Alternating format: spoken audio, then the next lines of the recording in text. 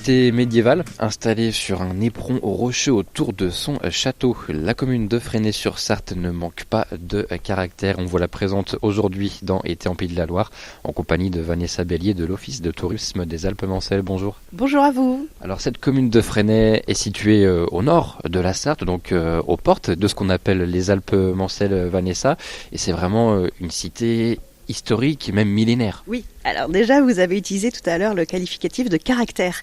Eh bien vous avez parfaitement raison puisque vous êtes au cœur d'une petite cité de caractère et je dois vous le rappeler puisque nous en sommes très fiers. En 2021, Fresnay a quand même fini deuxième du village préféré des Français, ce qui nous a amené énormément de touristes et qui nous en amène encore aujourd'hui beaucoup. Donc moi je suis justement là pour vous présenter cette remarquable petite cité de caractère. Alors vous le disiez, elle est aux portes des Alpes-Mancelles. C'est la commune phare quand on arrive du Mans. Et donc nous, on va crapahuter à travers ces petites ruelles pour en découvrir tout le charme. Si on commence par faire un peu d'histoire, donc je l'ai dit, cité millénaire, 1000 ans d'histoire, vraiment village médiéval. Alors effectivement, dès le 6e siècle, on va entendre parler de cette cité qui ne sera pas réellement une cité en fait.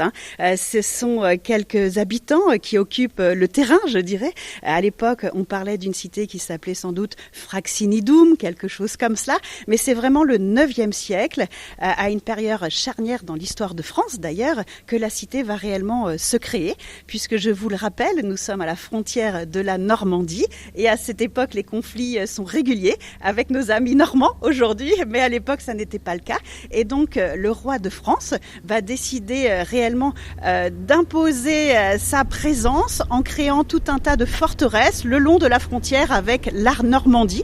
C'est comme cela qu'est né Fresnay-sur-Sarthe, mais également Beaumont-sur-Sarthe et tout un tas d'autres cités sur la frontière avec la Normandie. À l'époque, nous faisions d'ailleurs partie du Maine. Et donc là, on se rencontre, on est devant l'église. Ce qui frappe, c'est déjà ce portail. Vous pouvez nous en parler ? Alors cette église, elle est absolument majestueuse.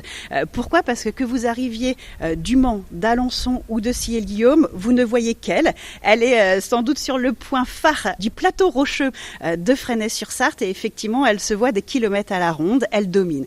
L'église que nous voyons aujourd'hui, elle date du milieu du XIIe siècle. C'est ce qu'on appelle un style particulier qui est le roman de transition. Qu'est-ce que ça veut dire ? Ça veut dire qu'on est encore beaucoup dans le roman, mais on apporte quelques éléments du gothique. Alors vous le disiez, on est devant une porte assez extraordinaire. La porte en chêne, eh bien, elle est datée précisément puisque la date est mentionnée dessus en chiffres romains et cette porte date de 1528.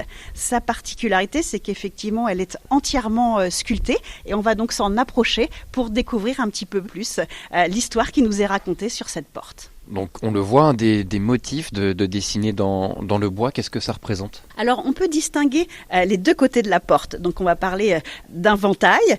Donc vous avez, quand on est face à la porte, le ventail de gauche qui représente ou qui symbolise en quelque sorte l'Ancien Testament avec l'arbre de Jessé. Vous avez Jessé justement qui est largement allongé et qui donne naissance aux différents rois. Et puis sur le ventail de droite, vous avez la représentation symbolique du Nouveau Testament avec 12 personnages. Donc ces 12 personnages, on les connaît forcément très bien. Ce sont les apôtres que l'on reconnaît tous avec leurs symboles et notamment en premier lieu, vous avez Saint-Pierre qui porte la clé, entre autres. On fait un tour à l'intérieur ? Bien sûr, on y va. Donc Vanessa, ça y est, on est à l'intérieur de cette église. Quelles sont ses particularités et on va dire ses curiosités à voir à l'intérieur ? Énormément de choses. Et il va falloir qu'on fasse des choix puisque effectivement il y a énormément de choses. Donc déjà l'église de Fresnay s'appelle l'église Notre-Dame. Donc bien évidemment la Vierge est largement mise à l'honneur, notamment au niveau du chœur et des vitraux. Alors je voulais juste préciser que l'église de Fresnay-sur-Sarthe, même si la partie la plus ancienne remonte au milieu du XIIe siècle, elle a largement été agrandie dans la seconde moitié du XIXe siècle et c'est notamment à cette époque qu'on est venu apporter le transept qui n'existait pas à l'origine et on est venu rehausser et agrandir le chœur. Et ce qui est assez particulier dans cette église de Fresnay-sur-Sarthe, c'est les matériaux qui sont utilisés puisque vous savez qu'à l'époque on utilise les matériaux présents sur place, on ne va surtout pas les chercher très loin Et notamment, on a une pierre marquante dans le nord du département, c'est le grès-roussard. Et le chœur de cette église est absolument extraordinaire parce qu'il est uniquement construit en grès-roussard. Donc cette pierre un peu rouge, sombre, qui lui crée une atmosphère assez particulière. Alors vous avez plein d'éléments assez remarquables au sein de cette église. Je vais en énumérer quelques-uns. Son autel, ses vitraux de la seconde moitié du 19e pour certains, mais aussi tout un tas de sculptures, de statues qui retracent un peu l'histoire de Fresnay. On a Jeanne d'Arc, on a aussi la duchesse d'Alençon-Marguerite de Lorraine, mais vous avez aussi Saint Bonaventure, le saint patron des tisserands, dont on parlera un tout petit peu plus tard. On va où maintenant ? Eh bien, on va dans les rues de Fresnay, puisque le charme de Fresnay, c'est justement d'avoir conservé toutes ces petites rues étroites qui remontent à l'époque médiévale. Donc, on va en emprunter quelques-unes. Et aussi, pour rejoindre un point phare du tourisme à Fresnay-sur-Sarthe, c'est son musée de la coiffe.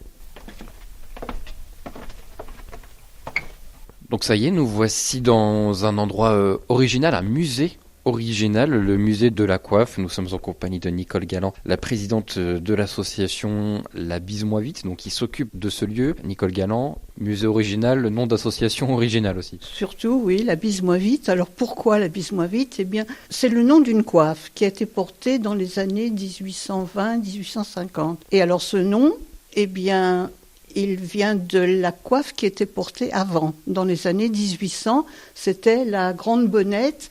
Donc la bonnette cache beaucoup le visage. Et c'est pour ça que la génération suivante a diminué ses grands volants de chaque côté. Et sur ce modèle s'est appelé la Bise Moi Vite. Et ensuite, il y a eu la galette. Dans les années 1900, alors on a élargi beaucoup plus le fond. Et ça ressemble à une galette très plate, avec des broderies qui sont superbes. Et donc pourquoi avoir voulu mettre l'honneur ces coiffes-là, ici à Fresnay ? Eh bien, il y avait déjà dans les années 1960 un musée de la coiffe où il n'y avait que quelques coiffes et différentes choses, des pierres et autres d'exposer. Et puis le musée a fermé et Madame Baudrier, qui est à l'initiative en fait de ce renouveau, nous a montré à restaurer les coiffes que l'on recevait. Et sur ce, eh bien maintenant on en a en exposition 200 à peu près. Et on en a encore d'autres à restaurer. Et vous travaillez toujours à tisser, à fabriquer ces toiles ? Alors nous, on restaure les coiffes que l'on nous donne. Tous les jeudis, on se retrouve et l'on fait de la restauration de coiffes qui nous ont été données, toutes portées dans la Sarthe. On n'est que sur les coiffes sartoises. Il faut les démonter pour les restaurer, pour les laver et les repasser. Donc il y a du travail minutieux. Bien, merci beaucoup Nicole Galland pour ce petit passage du côté du musée de la coiffe. Je vais voir Vanessa Bélier. On va retourner nous dans les rues de la ville. Eh bien donc on quitte la ruelle du Lion, là où se trouve le musée de la coiffe. On passe là à proximité des anciennes halles. Ces halles qui sont aujourd'hui salles de spectacle à Fresnay, mais qui ont réellement servi de halles aux toiles, puisque Fresnay a eu une grande réputation dans l'industrie textile. Ces halles qui datent du 19e siècle, eh bien, on venait vendre et entreposer les toiles fabriquées à Fresnay, qui avaient la particularité d'être fabriquées en chanvre essentiellement, ce chanvre qu'on cultivait dans les campagnes environnantes. Alors cette industrie textile, elle est marquante, puisque le paysage fresnois conserve ces halles, mais aussi tout un tas de petites maisons de tisserands. Là, on s'approche gentiment du château de Fresnay. Et donc là, ça y est, nous voilà dans l'entrée du château. Sous quoi est-ce que l'on se trouve là ? Ici, on est sur la porte du château, qui est peut-être l'élément défensif le mieux conservé à Fresnay-sur-Sarthe, même si effectivement, il y a aussi encore de ci, de là des bouts de murs qui sont conservés, pour certains au cœur de propriété privée. Mais cette porte, elle est majestueuse. Elle ouvre sur la haute cour. En fait, elle servait de séparation, si je puis me permettre, entre la basse cour, là où se trouvait la garnison, et la haute cour.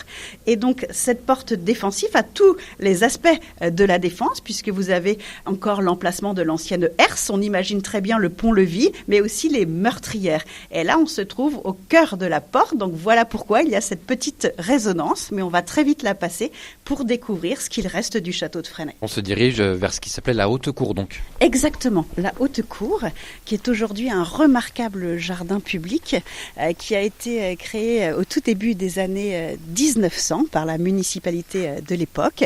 Et quand on entre sur notre gauche, on aperçoit les restes du donjon primitif qui était un donjon carré, très massif, les premières tours de défense. Et plus on va s'avancer, plus on va comprendre l'intérêt stratégique de la cité de Fresnay d'aujourd'hui, puisqu'on est vraiment sur un éperon rocheux qui domine la rivière Sarthe. Alors aujourd'hui, on l'apprécie parce que ça nous donne une vue assez remarquable sur les environs et sur la rivière. Alors là, on est encore un petit peu loin, on va s'approcher au fur et à mesure, mais on peut déjà voir qu'il y a un très beau panorama qui se dessine. Exactement, un très très beau panorama, et c'est aussi cet aspect défensif qui a intéressé à l'époque pour fonder le premier château de Fresnay, puisque on va le voir, en contrebas il y a un pont.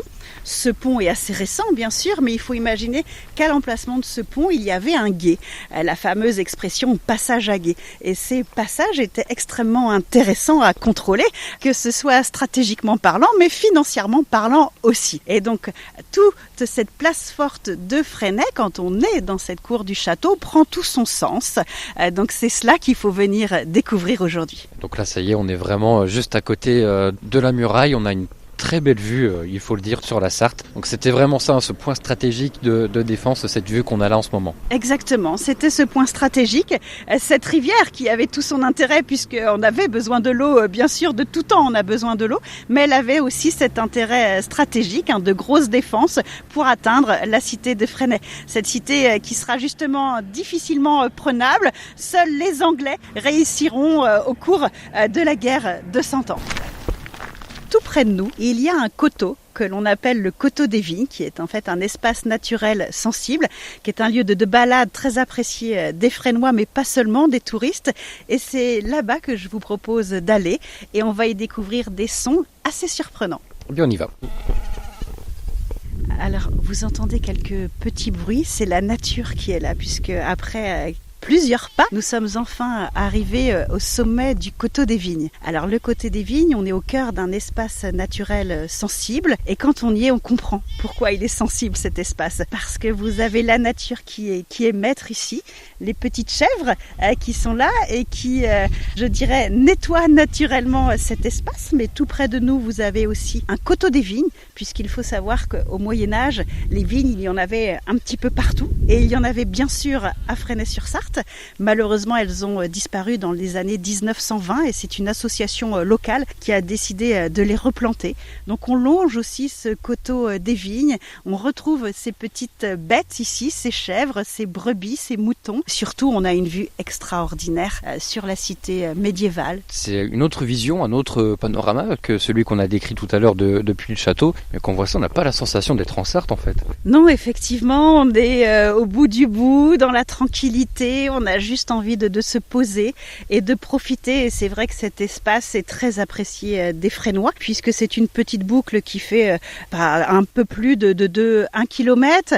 Elle se fait très naturellement avec des jalonnements qui vous expliquent justement le côté sensible de cet espace, et c'est vrai qu'on l'adore tous, et puis depuis en plus que les petits animaux sont arrivés ici, ça ravit les tout petits. Eh bien merci beaucoup Vanessa Bellier de nous avoir parlé et présenté cette belle commune, ce beau village de Fresnay-sur-Sarthe aujourd'hui. Dernière précision pour toutes celles, tous ceux qui vous écoutent, qui voudraient plus d'infos avant de pourquoi pas venir ici, il y a évidemment le site internet de l'Office de tourisme qui est accessible. Oui, surtout n'hésitez pas, toutes les informations sont sur notre site www.tourisme-alpemancel.fr. Vous retrouverez bien sûr le musée de la coiffe dont on a parlé, la cité de Fresnay, mais tellement d'autres choses à découvrir. Merci beaucoup. Merci, au revoir.